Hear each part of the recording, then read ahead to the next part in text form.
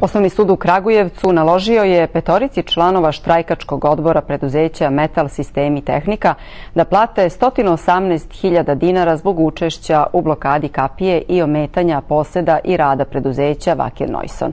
U sindikatu tvrde da je u pitanju opasan presedan jer se sudilo radnicima koji su bili u legalnom štrajku.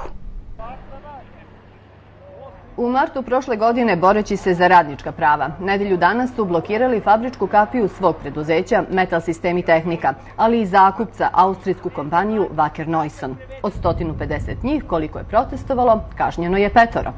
Štrajkovali smo u krugu fabrike. Na kapiji nismo odlazili. A kako su dokazali da ste vi zaključali?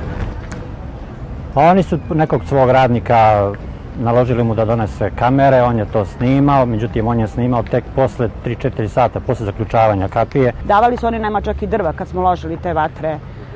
Imali smo maksimalnu podršku dok je to njima odgovarali jer su želeli da kupe firmu. Pa kad je Kozorićem rešio da ne kupi firmu, onda su oni tužili.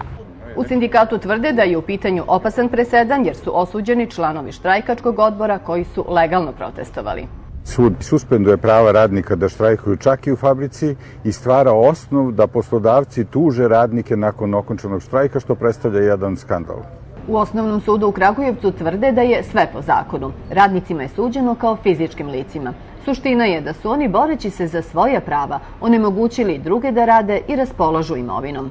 Članovi štrajkačkog odbora, u ovom slučaju tih 5 radnika, su označeni kao fizička lica i sud je prema njima tako i postupao. Štrajkački odbor nije pravno lice i nema stranačku sposobnost, ne može da bude označeno kao stranka u parničnom postupku.